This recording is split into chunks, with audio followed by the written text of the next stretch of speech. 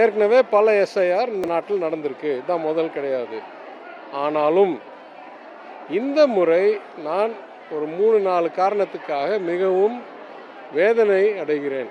ஒன்று, தேர்தல் 4 மாதத்தில் வரும்போது இப்போ உங்களுக்கு என்ன அவசரம்? இரண்டாவது, இதை செய்வதாக இருந்தால் ஃபார்ம் எல்லாம் முன்னாலேயே அடித்து 100% ஃபார்மை டிஸ்ட்ரிபியூஷன் பண்ணி பயிற்சியெல்லாம் கொடுத்த பிறகு நீங்கள் அறிவிக்கணும்.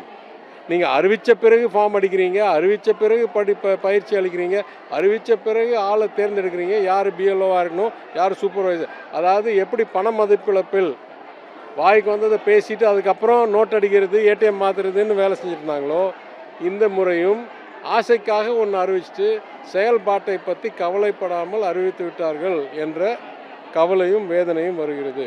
குறிப்பாக சொல்கிறேன், 3வது பிரச்சனை, இந்த டேட்டா என்ன சொல்கிறாங்க, 2005 மாநகரங்கள் இல்லை 2002 புறநகரங்கள் அன்னைக்கு நடந்த எஸ்ஐஆரில் உங்கள் பெயர் இருந்தால் நீங்கள் வெறும் புது ஃபோட்டோ மாத்திரம் போட்டுட்டு நீங்கள் ஆட்டோமேட்டிக்காக கையெழுத்து போட்டு ஓட்டர் ஆயிடலாம்.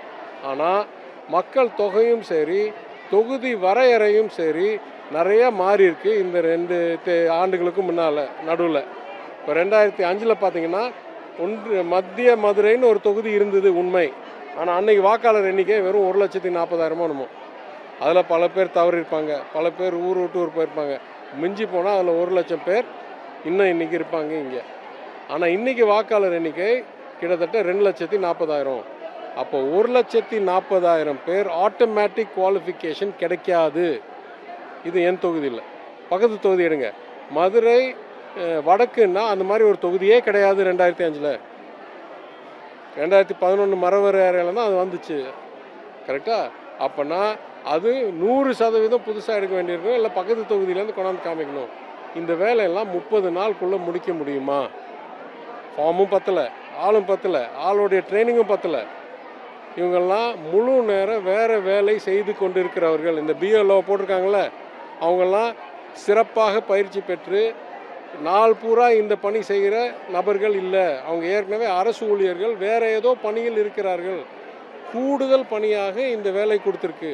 இப்போ கூடுதல் பணியாக இவ்வளோ குறுகிய நாட்களில் குறைந்த பயிற்சியுடன் தேவையான ஃபார்ம் ஆட்டோமேட்டிக்காக கையில் இல்லாமல் எப்படிங்க நீங்கள் இத்தனை கோடி பேரை இவ்வளோ குறுகிய நேரத்தில் சேர்க்க போகிறீங்கள்?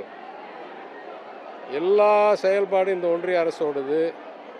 வாயில் வடை சுடுறது ரொம்ப சுலபம், அது செயல்படுத்துறதுக்கு திறன் வேணும், திட்டமிடணும், யோசிக்கணும்.